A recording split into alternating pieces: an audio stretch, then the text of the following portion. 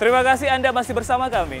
Untuk Anda yang baru saja bergabung, kami sajikan kembali 3 berita utama hari ini.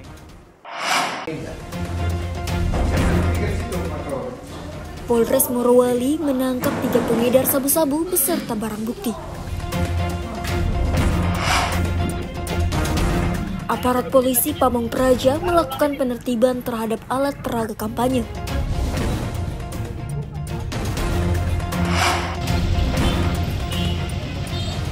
Dua pemuda asal Makassar berjalan kaki melintasi Sulawesi.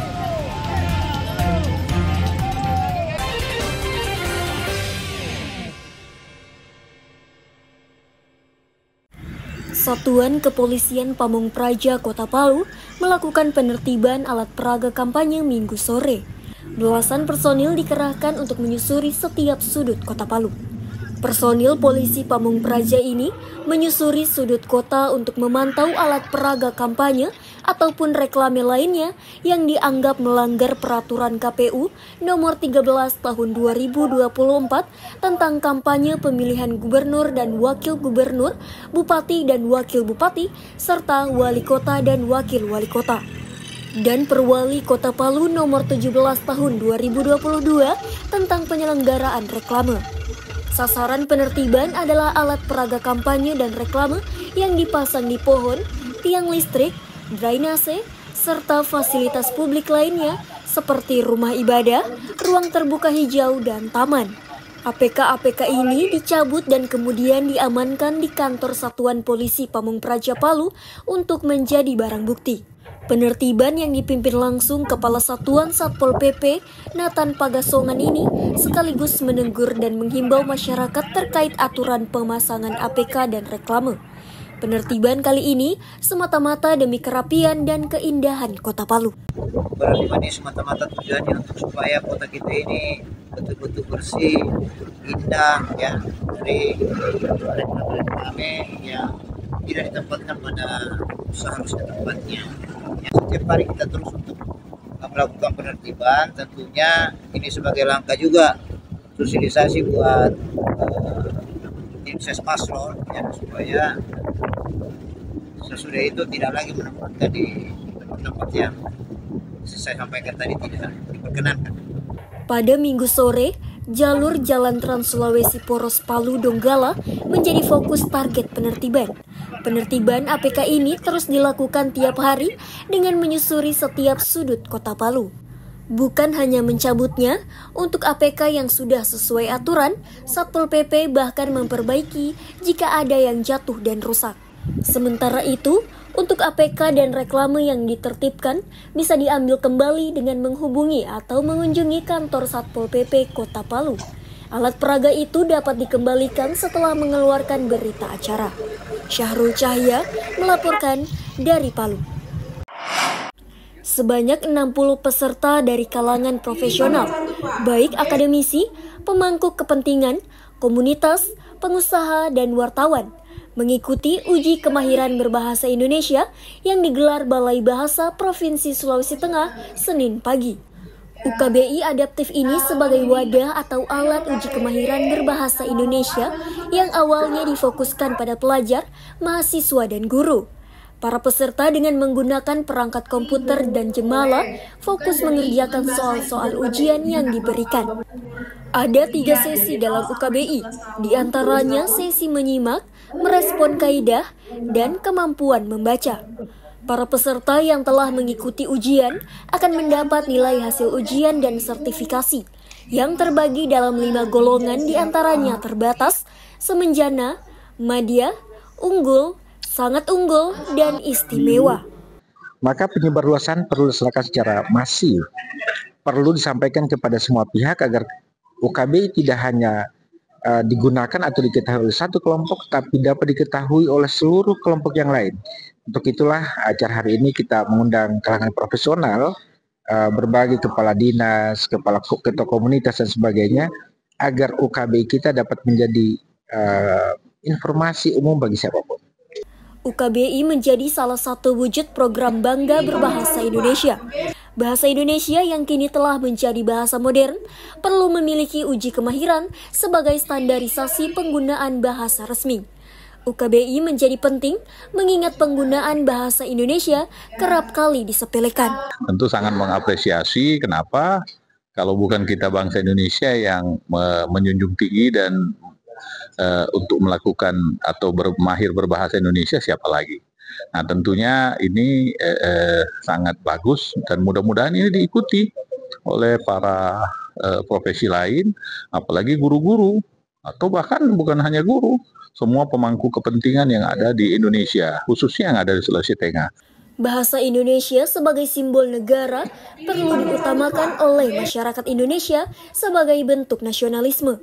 Sebagaimana Trigatra Bangun Bahasa, diantaranya lestarikan bahasa daerah, utamakan bahasa Indonesia, dan kuasai bahasa asing. Syahrul Cahya melaporkan dari Palu.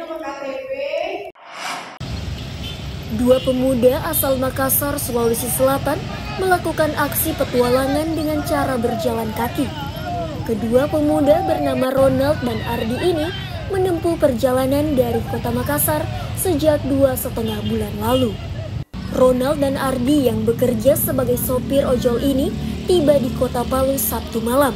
Keduanya disambut haru dan bangga oleh masyarakat saat finish di Tugu Titik Nol Kota Palu.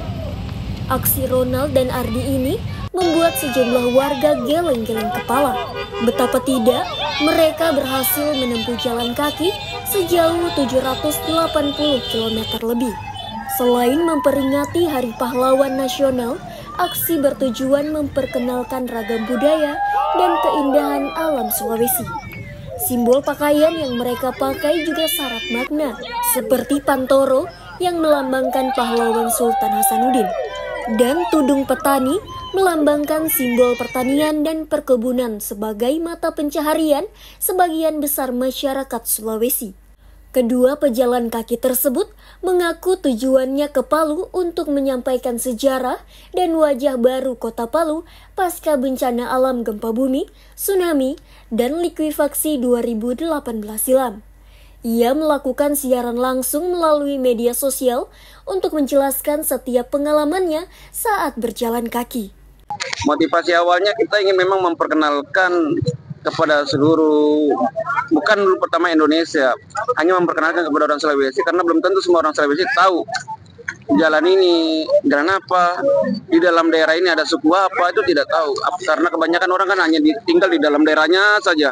Itu pun kalau mereka pergi jauh paling naik mobil kendaraan apa, tanpa mereka tahu bahwa di daerah ini ada suku Bali, ada suku Jawa, ada suku Mandar, ada suku Bugis. Hanya berbekal perlengkapan mandi dan lampu penerang, mereka melakukan perjalanan panjang melintasi Pulau Sulawesi. Mereka bersyukur mendapatkan perlakuan baik oleh masyarakat selama perjalanan, seperti diberikan makanan hingga tawaran menginap untuk istirahat. Yang sudah datang kemari ke tengah-tengah kita, di tengah-tengah kita bisa melihat bersama saudara kita dari Makassar. Alhamdulillah Bang Ronald dan Bang Inces tiba dengan selamat. 76 hari, 2 bulan, 2 minggu, 2 hari tiba dengan selamat di Kota Palu. Harapan kami ini adalah semangat buat kita semua, contoh bahwa perjalanan itu tidak mudah, dilewati panjang, tapi mereka bisa melewatinya dan hari ini mereka tiba dengan selamat. Rencananya, mereka berdua akan mengelilingi Kota Palu selama 1 minggu dan kemudian kembali ke Makassar. Mereka akan kembali melakukan aksi jalan kakinya ke Kendari, Morowali, Luwuk, Poso, Manado, hingga ke Sulawesi Selatan setelah istirahat sebulan mendatang. Syahrul Cahya melaporkan dari Palu.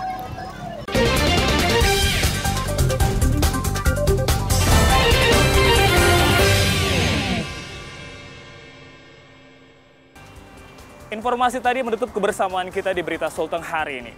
Mewakili rekan kerja yang bertugas, saya Aling Talamoa mengucapkan terima kasih atas kebersamaan Anda. Selamat beraktivitas, sampai jumpa. Songgom Puasi, Tabe.